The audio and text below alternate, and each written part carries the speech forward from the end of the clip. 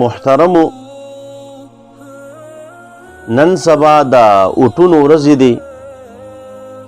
نو خلکو کې دروغ او منافقت ډیر زیات شوی دی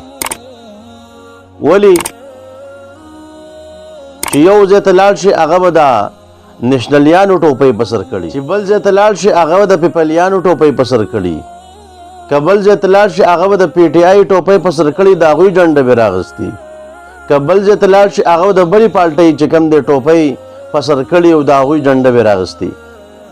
نو محترمو که دا منافقت او دروغ نه نو نور آخر به څه یاره که څوک در پسې راشي ماله اوټ راکه ماما زویه اوټ ستا دی تره زویه اوټ ستا دی ترورۍ زویه اوټ ستا دی کلیواله اوټ به ستا یي ګاونډي اوټ خو ستا دی اوټ به تال در کوم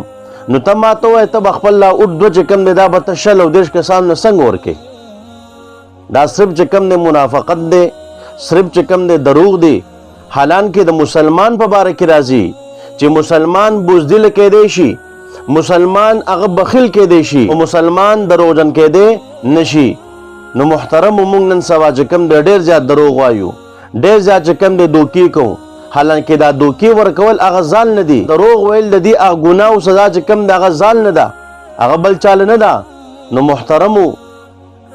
موږ له پکار دی که موږ چاله اوټ ورکوو نو صفا خبره پکار ده چې یاره موږ به پلان کې له اوټ ورکوو زموږ اوټ د هغه دی دا نه چې ته دروغ وایه 20 او 30 کسان چې کوم دی په تمه کا او بیا منافقت کوه د منافقت نه چې کوم دی کار اخله د اوټ په سر د خلکو نه پیسې واخله پلان کې تاله به اوټ در کوم بیا هغه غریب او هغه ساده انسان دوکه کوه او اوټ چې کوم دی بل چاله ورکوه او د هغې نه څه پیسې خوره دا حرام کار نه دی دا ناجایز کار نه دی نو محترم لږ سوچ او فکر پکار دی خپل ځان به ګناه کې چې کوم دی د بل په سر باندې راګیرول نه دی پکار الله رب عزت دی موږ د دروغ او د منافقت نه وساتي